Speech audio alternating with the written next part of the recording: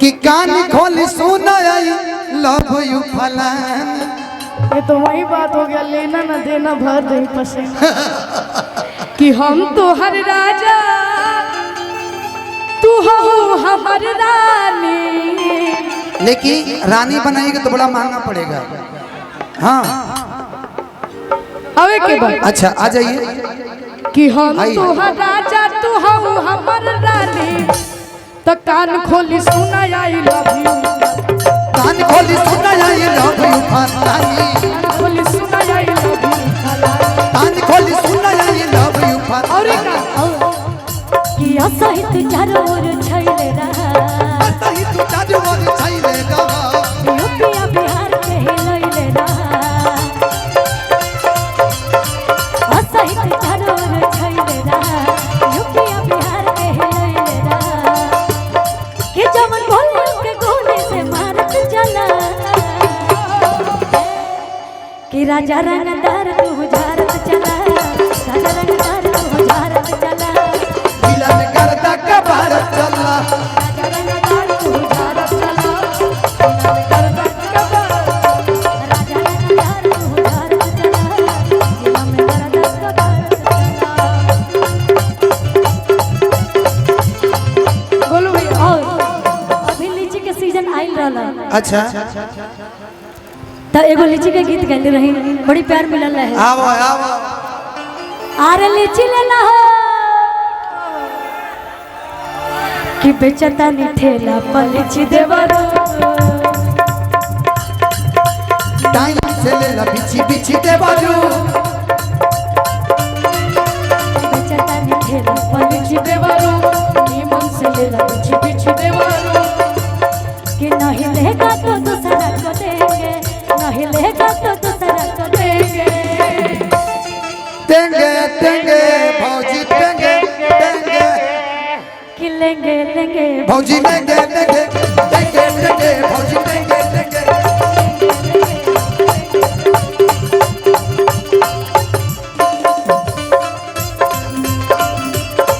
ओहो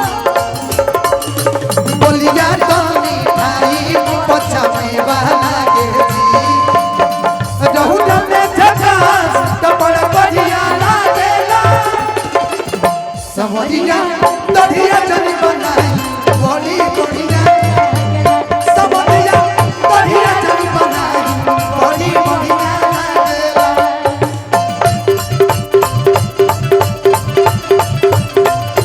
भैया एक गीत की फरमाइश आई का है। शादी हो गया है, ठीक है, लेकिन जिससे भी हुआ ऐसा बहुत किस्मत वाली है। लेकिन अभी ना नहीं शौक नहीं है जानते वाला। शीशो लगे। कितना शादी करिएगा, के को करिएगा। 2 4 5 गो हो जाओ तो चल जाइए घर। एगो एजा एगो मन संभाली एगो घर संभाली। ऐसा नहीं होता है कि गोरे गोरे गाल बागाली पटाला तिल हो रहा। गोरे गोरे गाल बागाली पटाला तिल हो रहा। हमारा जैसन सुंदर लड़की। हमारा जैसन सुंदर लड़की। किस्मत से हो रहा। हमारा जैसा हो रहा। तारा जैसन सुंदर लड़की किस्मत से मिले ये जान। एही में हमारा रानिया के गलिया पति लई भैया।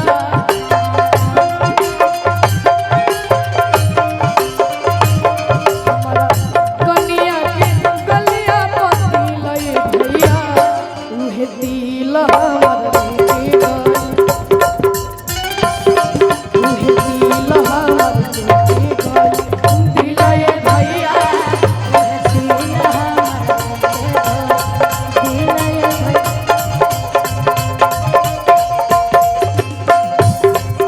दिक्कत भैया स्केल क्या है?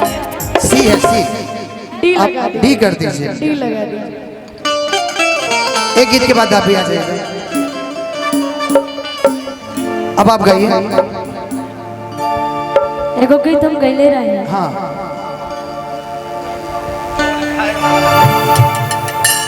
आर्यन के बड़ी छोट बड़े, लेकिन हमने से ज्यादा एक्सपीरियंस पर प्यार मोहब्बत का। ये आपके कैसे पता रहा? क्योंकि आप देखिएगा अभी आई लव यू बोलने के लिए बोले तो कितना प्यार से इसको बोले। नदिया के धार जैसे बहुत पसीना ए यार कि अब राजा अब डोलाई दिन बेला अब राजा अब डोलाई दिन बेला अब राजा अब डोलाई दिन बेला। और हे गर्मी में जानता लगा बैलबा के गइल बा सुखाई हमर मुंह लगे ना गइल बा सुखाई हमर मुंह लगे ना किया बरा जाए डोलाई तना बेना बरा जाए डोलाई तना बेना। बोलो भैया कि लगाता ढोलक के बेस बन हो गइल बा कि कदे दीवाना हो फोटो के ई तो चुमेले रोजाना हो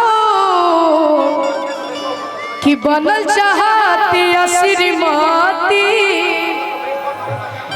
पगली देखावे अगरबत्ती।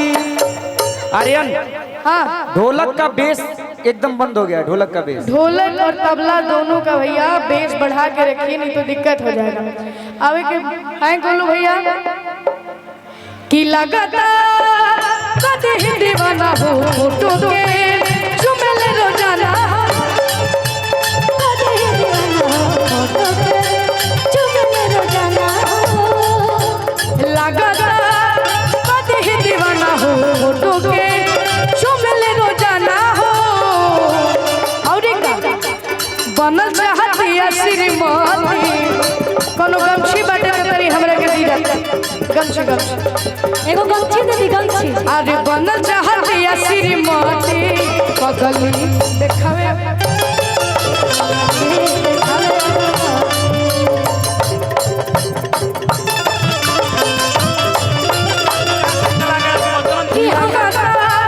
कदे दीवाना हो फोटो के चुमेले रोजाना हो बनल चाहती श्रीमती बनल चाहती श्रीमती पगली देखावे अगरबत्ती। Hello hello.